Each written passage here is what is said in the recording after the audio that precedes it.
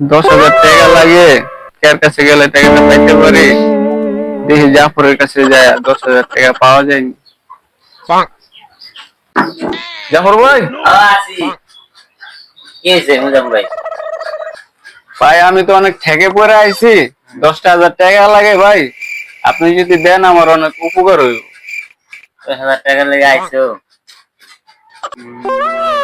দিতে পারি, একটা শর্ত আছে।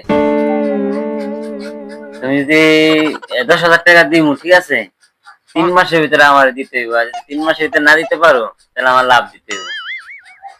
তাহলে আমি দিতে পারি, এছাড়া আমাদের সম্ভব না। ভাই এখন তো ভাই ঠেকে আছি, এখন আপনি যেমনি কোন ভাই, আমি রাজি আছি, টাকাটা দিলে আমার অনেক উপকার হয়। তাহলে একদিন পর নাও টাকাটা, এখন আমার কাছে নাই।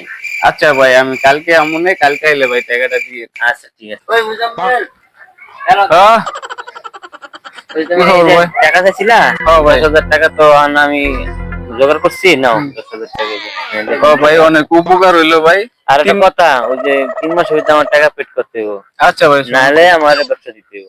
আচ্ছা হ্যাঁ ঠিক আছে। আচ্ছা ভাই। হ্যাঁ। ওই ভাতিজা, মুজাম্মেল দেখছো? না কাকা, মুজাম্মেল তো দেই না, অনেকদিন ধরে লাগে, দেখা তো হয় না। কই থাকতে পারে মুজামে, ওর লাগে একটু কথা আছে।